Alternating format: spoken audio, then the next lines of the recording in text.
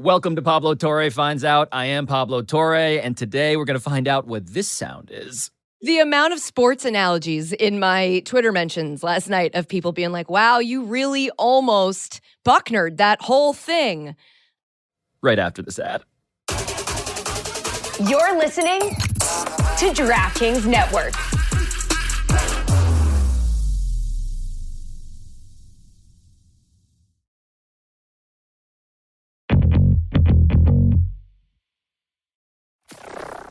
Part of this, I imagine, is that what we'll do is that Dan did not watch, and Dan will learn what happened. Oh, Dan has not watched. I don't think so. Oh, yeah, because I saw him text that he wasn't watching. I feel like he was asleep by that point.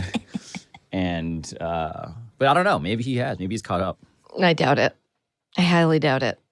Welcome to Highly Questionable. I'm Dan Levitar. That's Pablo Torre and Katie Nolan. They're talking about me behind my back. We can't see that you're here. Before we've started. We didn't know you were here. That's not fair. Well, we're just talking about how you go to sleep at 4 p.m. now. Which is fine. That's dinner. No, dinner's at 4 p.m. Yeah, and then I need my digestive tract to rest, and then I go to sleep about 8 or 9. Yeah, I imagine you like a boa constrictor. Yeah, it's just slowly. You see the cartoon refrigerator making its way through the outline of your body over time.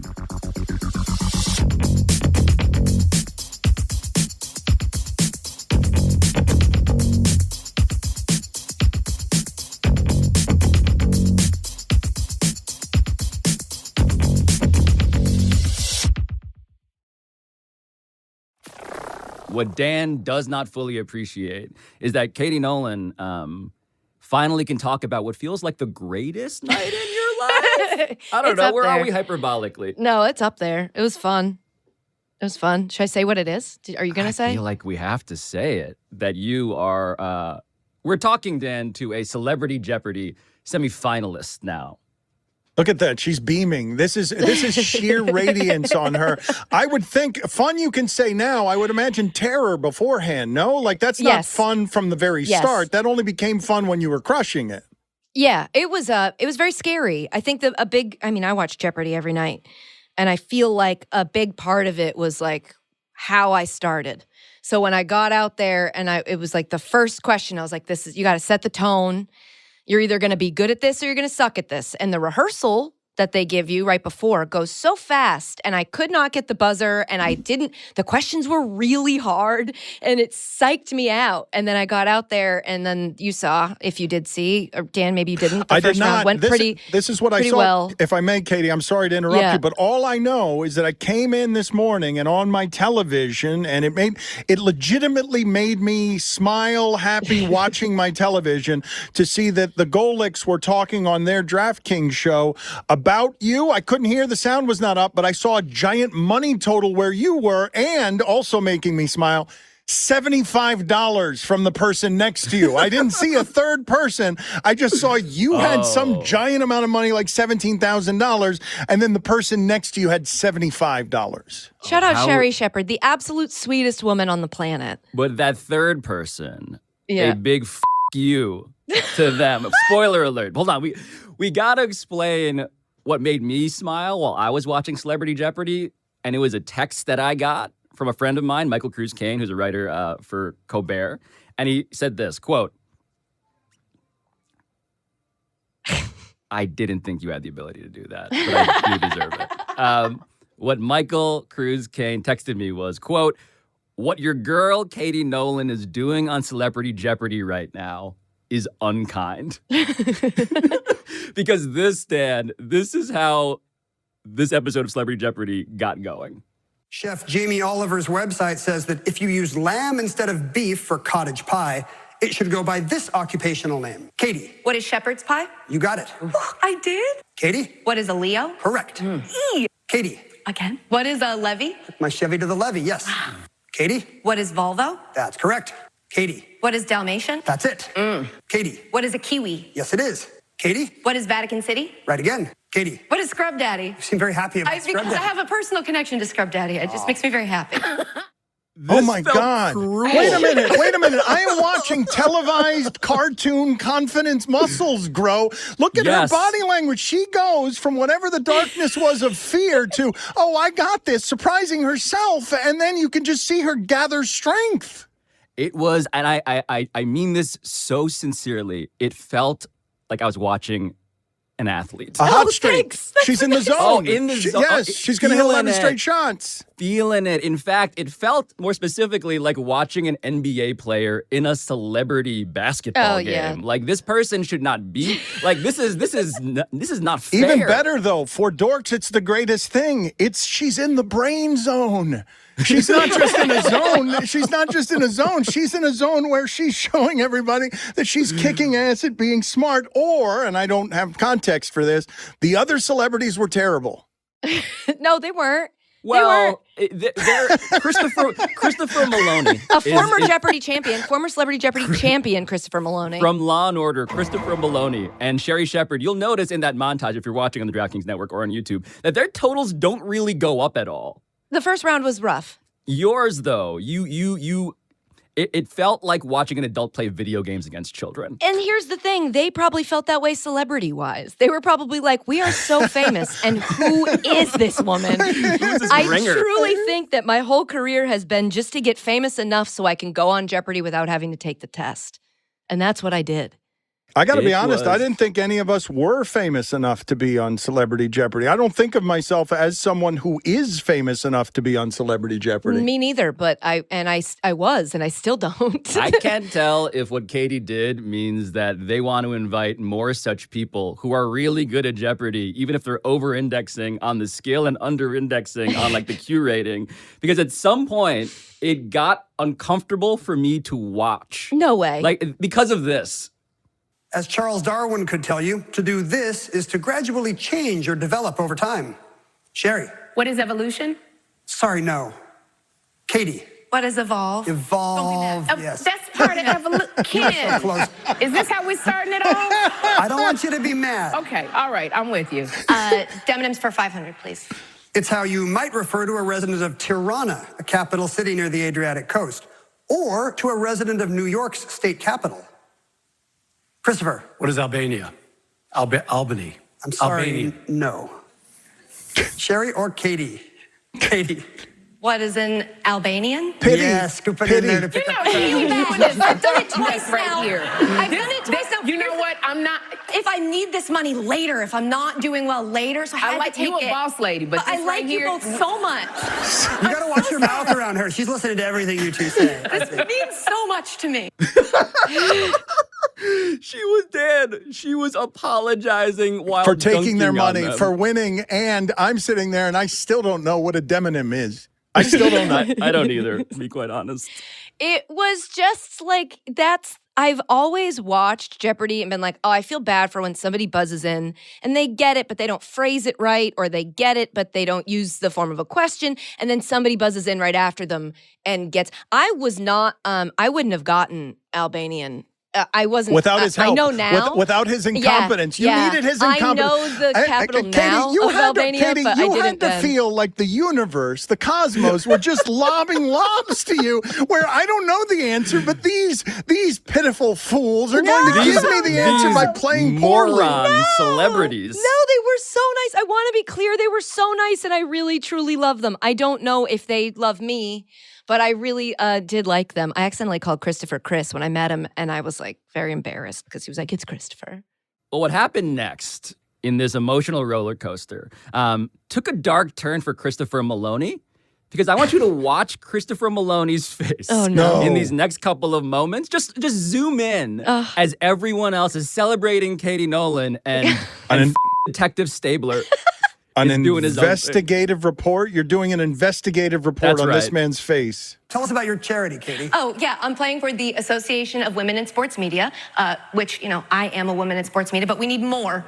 Sports media is still like 80% male. So AWSM has campus chapters, they have a scholarship program, mentorship, networking events, just to try to bring more women and more unique voices into sports media. That's fantastic. Well done. Absolutely. Applaud, applaud, applaud. No! Nothing. Again, Dan, watch. Go slow on his face. He's got no time. He doesn't look like he wants women in sports media. What is gaslighting? That's the word, yes. You add $2,000. Christopher Meloni refusing to clap for women in sports media and then for your successful daily double did not feel accidental. So he was 2 people away from me. And so during the actual taping, I did not pick up on how mad his energy was. I don't know if he was mad. He was hostile. He seemed pretty mad. I don't know if watching it's it mad. back last night, I was like, oh, he's mad. I don't know if it's mad or hostile, but I can say without a word spoken that he is both not for women in the media and pro-gaslighting. It felt like. That's how it felt like to me. But the climax of this episode, and it is in so many senses a climactic thing, is Katie Nolan, Dan. Katie Nolan has more than twice as much money as the second place contestant, Christopher Meloni, as established. And then Final Jeopardy begins. What happens here? Everything. Don't mess with Texas. Sam Houston's troops shouted this 3-word battle cry while attacking Santa Anna's army at San Jacinto. 30 seconds, players. Good luck.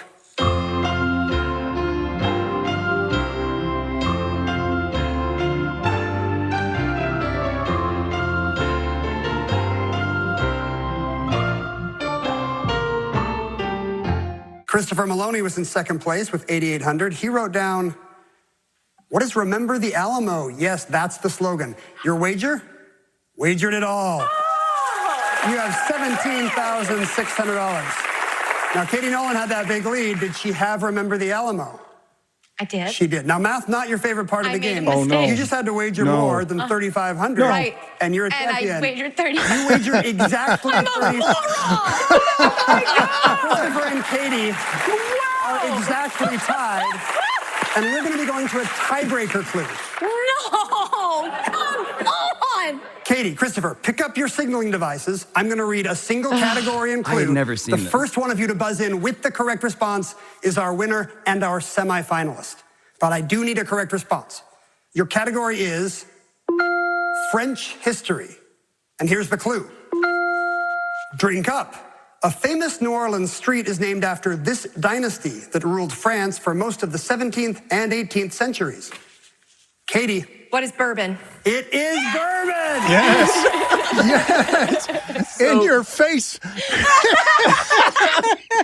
So what you're watching, and you got to watch this on YouTube or the DraftKings Network, is Christopher Meloni and Katie Nolan both arriving at the same exact total, $17,600, going to a sudden death clue-off. And Katie's celebrating like she just won the fucking Super Bowl. What a magic carpet ride. Katie, I couldn't have written that up better if I was trying to write script writing on, have her foul it up here, the whole thing at the end with her bad math, and then at the end still club that stoic misery over there, Christopher, still club him in the face at the end with one final indignity. What a championship effort by you. Thank you, thank you so much. I want to do what Christopher Meloni refused to do. And clap for you. Oh, thank you so much. Thank you so much. What he was too busy doing, though, Katie, as we humiliate you by celebrating you. Dan, this is what Christopher Meloni, if we're going to zoom in on that pivotal moment when he saw his life flash before his eyes, this is what he was trying to do. This is the video of him. Desperately trying to buzz in to the point that it looks like he's actively masturbating. I mean, it looks like, is he adjusting his jacket? Is he jacking off? No, he's Let me just see trying that. Let me to see be that again. played again. I thought he was angry and pulling on the sleeve of his that is jacket. such a generous read. This is a man who thinks he has the answer and is desperately trying to he make has sure. the answer. It was an easy question. He has the answer. But you were so close to blowing. Oh my God. The 28-3 lead. Yeah, I know. You were so close to embodying. The amount of sports analogies in my Twitter mentions last night of people being like, wow, you really almost Bucknered that whole thing. Pablo, do you realize that if she had we wouldn't be able to have any fun with this because she'd be ravaging upset. her face today. I'd be at home. Correct. I would not be here. You guys are not paying me. I would be at home. I would have slept in today and kept the blinds down. So close. That would have been sad. like a lifetime regret to get your math wrong. To get your math wrong, it would have gone to echoing shame and laughter. So close. So can I tell? I haven't been able to tell this story yet. When they I don't know if it's like this in regular Jeopardy, but when they go to commercial and they say, here's the final Jeopardy category, make your wagers, we'll be right back. They brought out paper and a pen. And they were like, you can check your math, you can whatever, and then you got to put in your wager. So I do the math because my dad and I had watched a Celebrity Jeopardy like right before I went. And he was like, just take double theirs, and then see what the difference is between yours and what theirs doubled could be. And that's the number you got to beat. I did all that, and I double and triple checked that I got that number right. And I forgot that you then also have to add one. Wow. But we had seen somebody who did that, but they got the question wrong, and they ended up losing enough money that when they lost that money, the other person's double was higher than their. So I was overthinking that part because it was rallying cries, and I was like, I don't actually know if I know any rallying cries. So I'm afraid to risk more than I need to, which is why I did exactly 3,500, which again, I know now is not correct, but is why I didn't round up to 4,000 because I wasn't feeling that confident about the clue itself. Then we are done. They take away the papers. I actually said out loud, can somebody check my math? I was like, can I get somebody else to check my math? And they said no. Can I get a non-celebrity to check this math? So then they go, they're like, okay, 3, 2, 1. And Ken says, welcome back to Jeopardy. And I think he flubbed a line or something. They had to redo the intro. In that moment, I realized what had happened. And we were about to retape. And I almost said, can I change my wager before we go? Before we start? Because I'm integrity-wise, because they give you this big speech before you go out there. There's a game show cop who comes over and tells you there's a game show Christopher Meloni. Well, so Christopher Meloni got really buddy with him, and I was like, man, you love cops, huh? But he came over and he was like, these are the rules of the game. You are entitled to know the rules of the game. If at any point in the game you feel the rules have not been explained to you, you can stop and ask for the rules, and they will be so they were very serious about the integrity of it. And in my head, I'm like, well, we're starting over, and no clue has been revealed. Nothing has happened. Can I just change it? But I chickened out and I didn't ask. So then that whole block where everybody's saying their answers, once I found out, I think you can actually hear it when Christopher Meloni gets it right. I think I whispered, because I think that's when I realized I too got it right, and we are going to overtime. I knew right away that I'm a big, dumb idiot. Well, and then what they don't show is that there's a break while they have to prepare the overtime. So it was a quite a significant amount of time of sitting there stewing in the fact that I just blew it and that it was all over for me. But there was a point where, and if I may sports this up, there was a point where I was, standing there cursing myself, being like, how could you do this? You were in the lead the whole time. You ruined the whole thing. And then I was like, look, you could still win. You could still win. There's still a chance you could win. And nobody has ever won something after giving themselves this pep talk of you suck, you blew it. And so I was like, you're okay. You've done really, really well. You made a dumb mistake, but now you're going to redeem yourself and everything's going to be fine. And I had Sherry Shepherd being like, it's okay. It's all right. I would have done the same thing. So it ended up being fine. But that's why shout out to Sherry Shepherd. I know she didn't have the showing she probably wanted on Celebrity Jeopardy, but if I can just is how endorse I her, know her. Yep. if I can just endorse her as a $75. person, she was a very sweet, all right, sweet shout angel. out to you, $75. And as always, a big you to Stabler. No. I wanted him to like me so bad, and boy, did I blow it. He did not. Yeah, you found out that he like hates me. you. I know. Katie Nolan found out. He found out hard. What is next for you in this? Next is the semifinals. So it'll be 3 people who did what I did. So won their episode, and then we meet in the semifinals. And then from there, one person will then go on to the final, which will be against 2 other people who made the same journey up a different side of the bracket. Damn. I do not know when it airs yet, but it has been taped. And I cannot say any more than that. Wow. This is the coolest. I know people are probably like, all right, Katie's been on everything talking about this, but like this is my peak. So thank you for letting me talk about it. I brought a story, but I guess we won't even talk about it. I wanted to talk about baseball, but no, I guess we can talk about Celebrity Jeopardy. No, we can do baseball if you want. No, I was completely kidding. This is the only reason I came. I don't even know what stories you guys brought. I'm gonna find out together with you.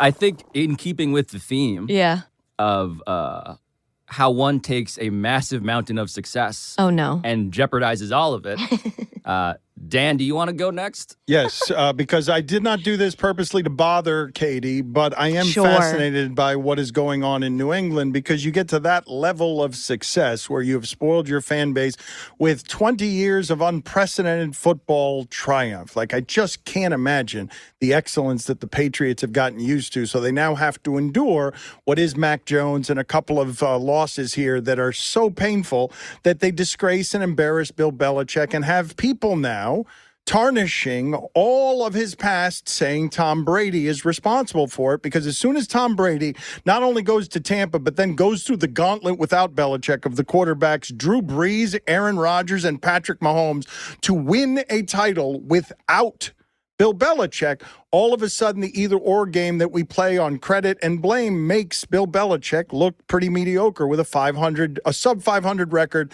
after Tom Brady. And so I ask you, Katie, what's fair criticism of Belichick when you've got a Boston radio host firing him after 2 games? Shocking. You've got Shannon Sharp saying, Dan, it's not just the Gasbags that we think of as Gasbags, by the way. Our very smart friend Dominique Foxworth said this. No. I'm happy about all of this because sometimes you get a little arrogant and you got to learn from a little discomfort. So I'm happy for Bill Belichick because now he's learning. Not only can you not substitute anybody in to be a coordinator or quarterback, and not only can you rely on your defensive acumen to strengthen your team throughout the course of this season, at some point you got to accept that you're not a genius. Not a genius. Yeah. Look, I'm not a coaching genius either. So I can't really critique it from that level of understanding. I just feel like we are so in sports media quick to be like, he's the greatest or he sucks and has no talent. And we never are very good at this in between of like, there's a lot of factors that go into this. It was crazy to me when Brady left and everybody's like, we're going to see if it was Brady or if it was Belichick. Like, what? It was probably both. It was probably both of them. It was probably a combination of the two. And yes, they're separate and Tom goes and nobody's saying people were saying Tom Brady wasn't talented, but nobody's saying it now. And I just feel like there's a lot of factors that go into this. But I do want to be clear as a Patriots fan, I understand we've earned this part. I understand this is the part where you're like, okay, you can't just love watching your team play football every weekend. Sometimes it's going to absolutely suck. Now, I forgot that it sucks this bad. Yeah, it hasn't 34-0 to the Saints, 38-3 to the Cowboys. But it hasn't. It has, Katie, in your life, like in your lifetime as a sports fan, the Patriots haven't sucked like that. Like, that's what Tom Brady and Bill Belichick bought you. It's been 20 years, correct? Like, so yeah, and I'm only 20, so I've never seen this. I'm just saying, like, when were the Patriots the last 2 games that the Patriots have played? I think a generation has not seen the Patriots ever play those 2 games. Right, and I feel like if you are that generation and you see those 2 games and you go like, screw this team, fire the coach, you're an idiot. Because I just think that like that's not how it works. It ebbs and it flows. And even if you think Bill Belichick isn't a genius, I would love you to point out who you're going to get to coach the team that's going to be better than Bill Belichick that is currently available.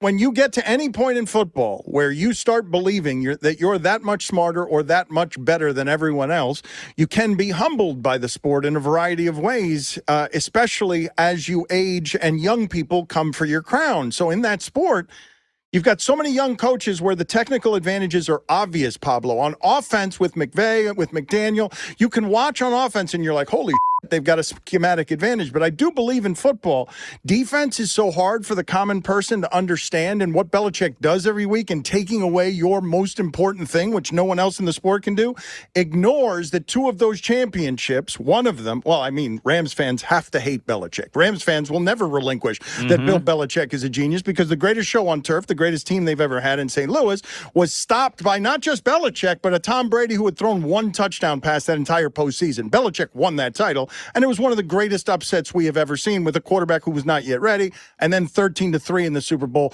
That offense of McVay was very good, and he held it to 3 points. Like, 2 of the titles there were won by Belichick, and for some reason, because we can't explain it, because we don't know how he stops those things, we're not sophisticated enough, that genius gets forgotten because we can't explain it. Well, this is the bigger story to me, and it's not just about wanting to rub salt in Katie's wounds as a Patriots fan. It's about actually talking about what it means for genius to be conditional like this. When you declare someone a genius after 20 years of clear, unambiguous, genius behavior, what does it take for us to take it back? 2 games. One mistake. 2 games.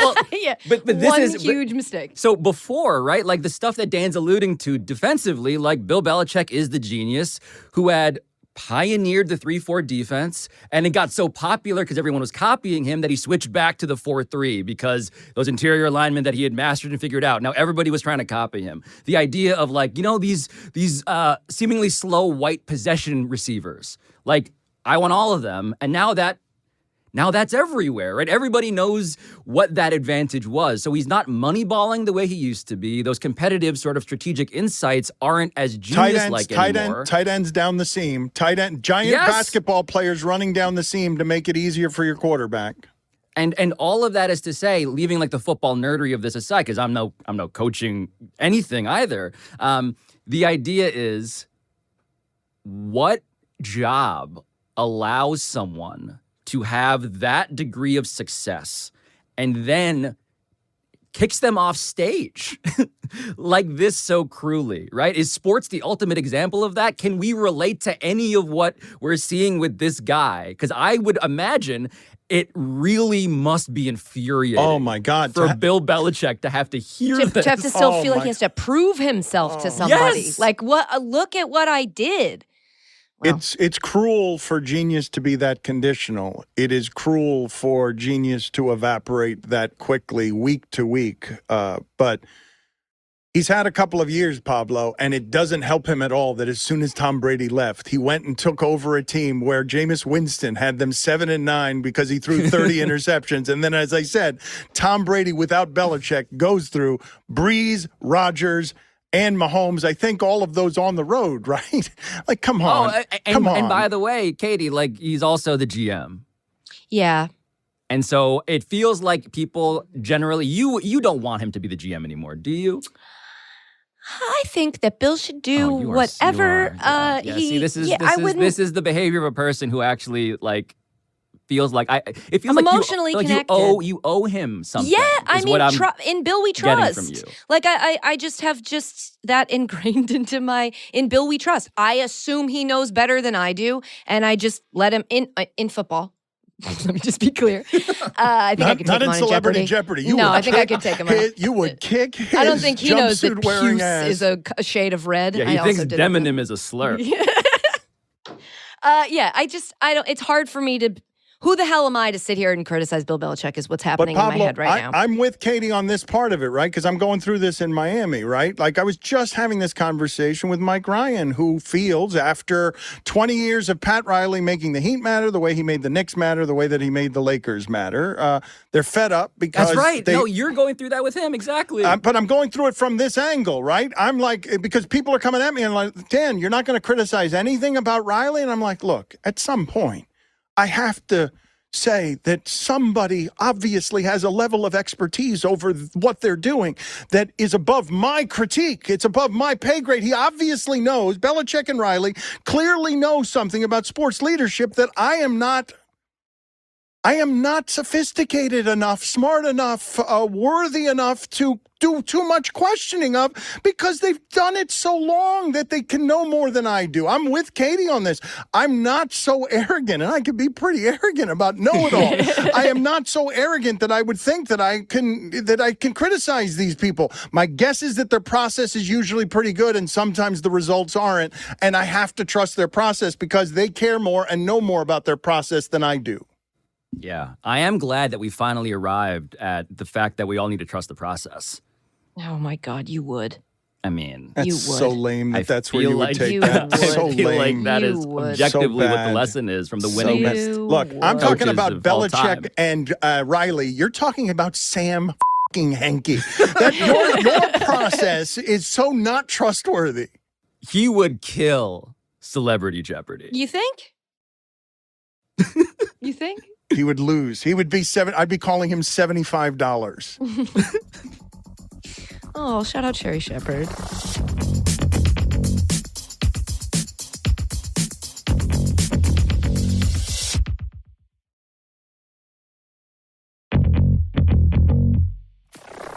So what I brought to the discussion today is an interview I saw with Patrick Stewart. And I don't know if you guys appreciate the legacy, the institution that is Patrick Stewart, but one of our great actors, truly like what I imagine when I think of like classy, older British gentlemen. And what he said in this interview with Esquire was this, quote, "If I'd started therapy earlier, it would have benefited me sooner. Now I'm no longer afraid of talking about my childhood," end quote.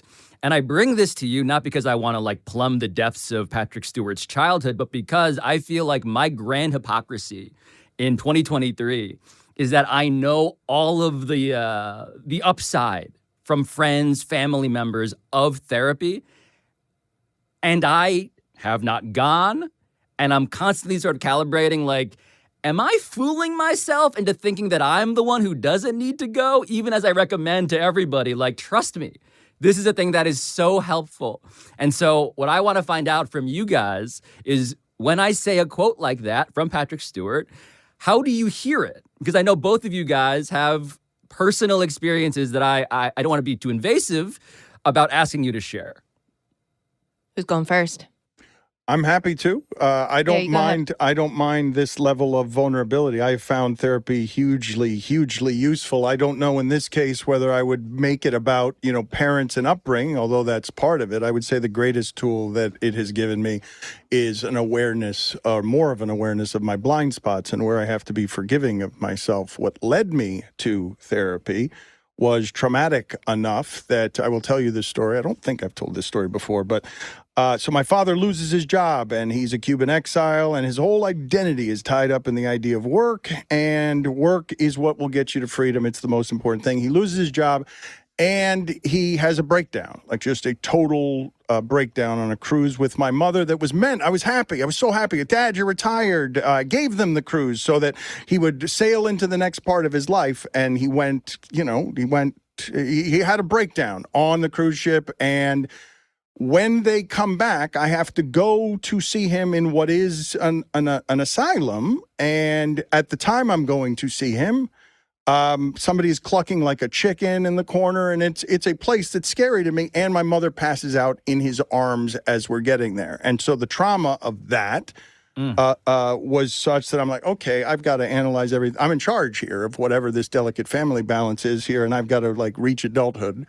And I've got to do some things that examine, because I don't think a lot of people go to therapy just because they're looking for self-improvement. In fact, Pablo, I don't know that how you feel about your life or your balance or your general happiness, I think something would have to go wrong generally or not feel right to push someone into that. Otherwise, they think they got it figured out. But so the last 15 years, and I've been rigorous about finding the right people to do this with, I have found that having that vulnerability and the ability to place it somewhere helps me just with an assortment of tools that, among other things, help me be more forgiving of myself and give me some awareness in places where I could have used it that make me more adult. I can completely relate to what you said about I'm always talking about the benefits of it, but am not going to it. Am I convincing myself that I'm the one who doesn't need it? For me, I obviously have a close relationship with Dan and his therapy, which has been life-changing for him. Obviously, his life, as I've said before. My Dan. Your Dan. Sorry, my Dan. A lot of Dans in therapy. No, I just hate having to say my Dan, and I also hate having to say my fiance. So it's just like the Dan that I... Soder. Use the context. Soder. It's not this Dan. Soder. It's the but he's had a very difficult life with a lot of obvious trauma. And I say obvious trauma because like people have died in his childhood that like I did not experience. And he's talked about this on stage yes. and all of that. Therapy has helped him understand his relationships with family members that he can't currently still work on. They're no longer with us. I have had therapists in the past, good and bad. And currently, in this period of time where I am obviously in need of a therapist, still feel like, have felt like, well, my biggest problem that I need help with therapy for is I feel like I got to do it all myself. And the hardest part of that is that you have to ask for help to get the help to teach you how to ask for help.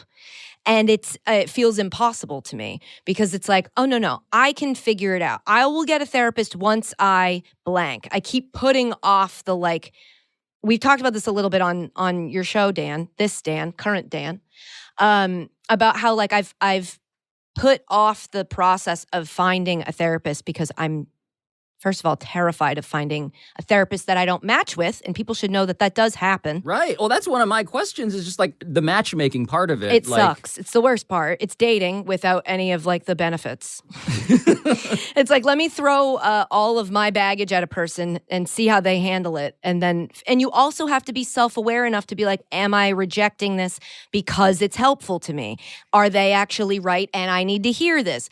And so there's a lot of that goes into it. But I think there are a lot of people who go to therapy, they don't like their therapist, and then they write off therapy. And I want to, if you're one of those people, I'm not judging you because I've been one of those people, but you got to just push through it. And so I'm very happy to say, I'm at the point where I have identified the person I'm going to reach out to be my therapist.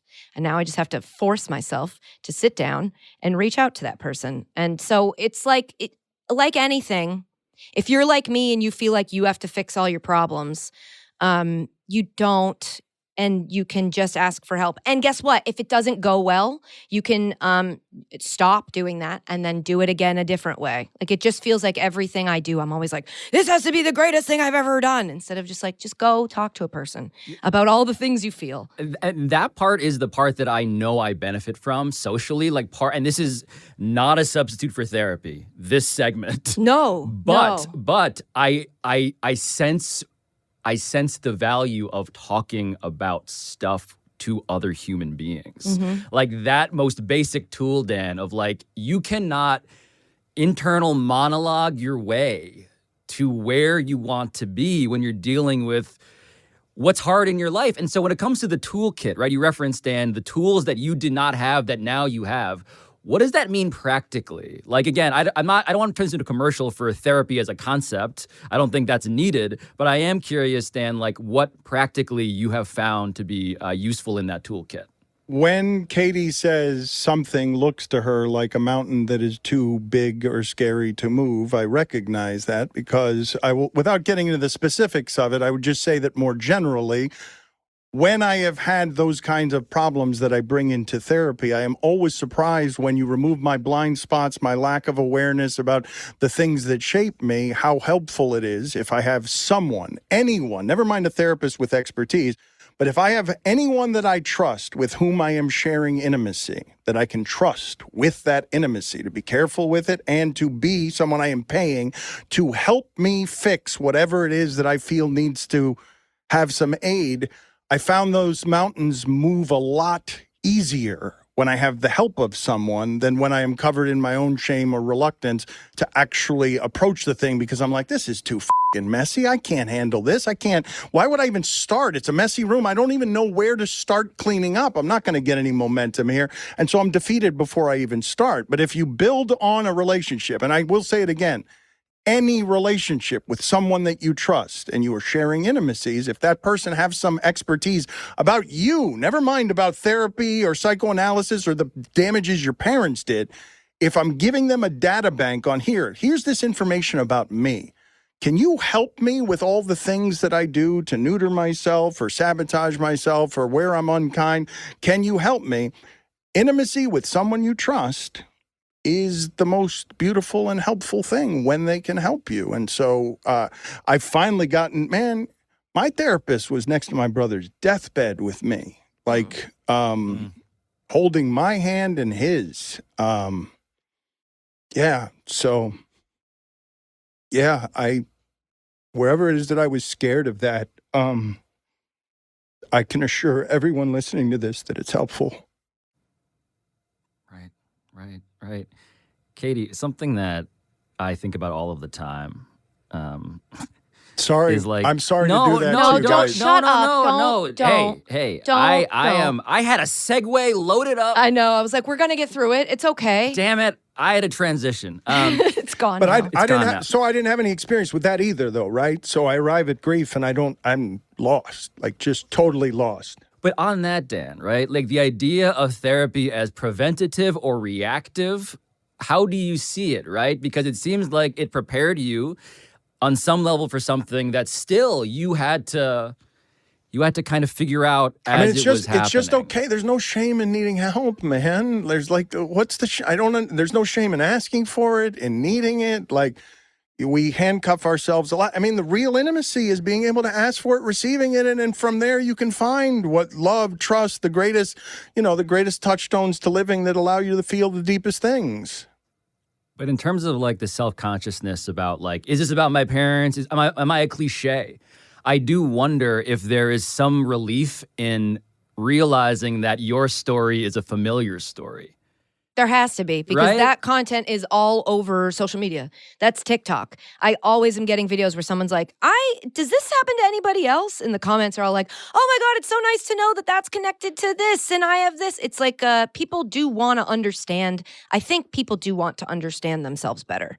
And I think once you do, and you realize, I mean, I can speak to it specifically from, I have ADD. I was diagnosed late in life. I really would have changed the game for me if I was diagnosed earlier. Because as you guys now know, I'm not dumb. I'm pretty smart. But I've got some problems. Like there were some moments in Celebrity Jeopardy that I just, watching it back last night, I'm like, I wasn't listening when that clue was read. I was in my own head thinking about something else that had happened. I was very distracted. But so I was diagnosed later in life, and there are things I didn't know at all were related because they're not the cliche ADD things. They're not like, ooh, plastic bag, but like constantly being late to stuff. My therapist was like, yeah, this is all the same thing. You cannot manage your time. You suck at it. She's like, you can't just hope one day you're going to wake up and know how to manage time. You have to take active steps. And here are some suggestions based off of people I've worked with who have this same thing that's happening to you, happening to them. Here are 3 like tried and true ways you can do this. And here's how to have the conversation with your loved ones so that they don't think you're just lying and you don't want to be on time for anything. Here's how to manage this professionally. And they give you those tools. And so I think when you find out you're a cliche, there is that moment of like, oh, I'm not unique. I'm not an original butterfly. And then you realize like that's what life is about. Life is learning that you are not original. You are not that special. I know we're told that as children because it means that we're supposed to encourage self-love as a child. You want to tell a child that they need to love themselves. But at the end of the day, we're all just people. And that's what I think therapy is good at showing you, is that like you are not so special and unique that this problem you have that you're like, no one could possibly solve this for me. Somebody can solve that for you. You just have to admit that like, this is a thing that happens and it's a thing I have to deal with. And this is partially me giving myself that pep talk right now. Like, just go. But it is interesting what you say though, Katie, because it doesn't have to be as pejorative as I'm such a cliche. It can just be, if I need my car fixed, I go to a mechanic who has seen 100 such cars. If I need a doctor, I go to a surgeon who's done 100 of these surgeries. And or you do your own research. Right. Or you do your own research. Yes, you can just do it for yourself as well. I'm gonna just Google it. Reddit's got this. Just Google YouTube. Just, you know what? YouTube it. YouTube self-help and just see if somebody is in his garage you guys got this. Giving you the advice you need to untangle why it is your edible complex. Edible. I made it edible. Your edible complex with your mother is problematic. I think all of us, it's safe to say, have an edible complex. Wink. Wink. Is that a fat joke? Wink. Not one. I thought it was a weed joke. Well, it is. On this side of the Zoom call, it is. It is. With me, the Freudian slip was the edible on edible, that because I'm edible, I do so much eating.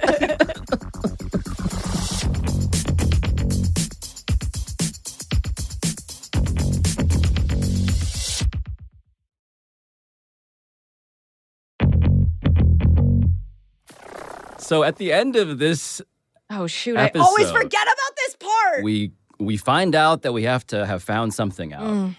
And Dan, I'm going to ask you to go first because Katie clearly is still contemplating her findings. I am happy to go first because I cannot say that this happens to me very often watching television. What I learned today is that if I see on television Katie Nolan genuinely joyous, then I too get to live vicariously through that joy, because I was surprised that I was made happy by seeing her that happy. I did not underestimate her. I didn't have anything in the way of expectations for what it is that would be. The only way I process it was I would be scared of doing that. I don't know that I would be somebody willing to have the bravery to do that because I would fear getting embarrassed. So when I saw her crushing it, it was one of the highlights of my day to see her that happy, because I know how good that had to feel.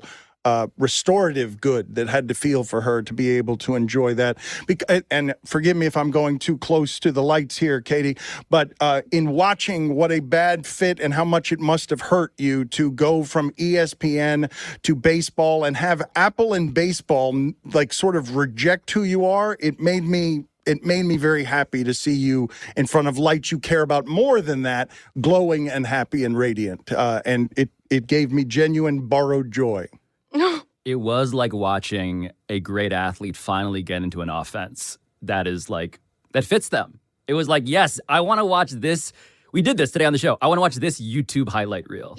This is fun. Which is nice. The thing Pablo said to me about it before was, and I mean this in the nicest way possible, it feels like a Make-A-Wish situation. Oh, no. And I was like, well, it was a compliment. I don't know if there's a nice way to take it, but I will take it that way. Oh, no. I'm just mad you picked, I'm glad and happy and full of love that you said that. But I was, as he threw to you, I was like, oh, I know what mine will be. I found out that when Dan cries, I cry. There's nothing that stops, like that happened when we did your show, and it's happening, like when you start to tear up, my eyes just well with tears. But now it sounds like exactly what you said, because when I'm happy, you're happy. So now I feel like I bring you pain, grief, and tears. You bring me joy. Seems lopsided. No, I think it's an even switch. Meanwhile, you need both. Meanwhile, as you guys are What exchanging do you bring, Pablo? emotions, what I found out is that in that very touching conversation about mental wellness, what I could not get out of my brain was the idea that somewhere Christopher Meloni is listening to Katie Nolan mention Dan, sneak in, that on some of those questions, she wasn't even paying attention. That's right. Like, he was lucky. I was buzzing in with fury. Get what he got. I look on this, Pablo Torre finds out like I'm masturbating on Celebrity Jeopardy. I knew the answers. Katie wasn't even paying attention, and she kicked my ass. There was a puppy category. I was so distracted. They had yawning puppies. That guy is so miserable today because as mad as he was on that set, he lost to somebody who wasn't paying attention and is terrible at math. And isn't famous. And is not famous. An unemployed lady who just loves the show. Dun dun. A Make-A-Wish. Unemployed lady.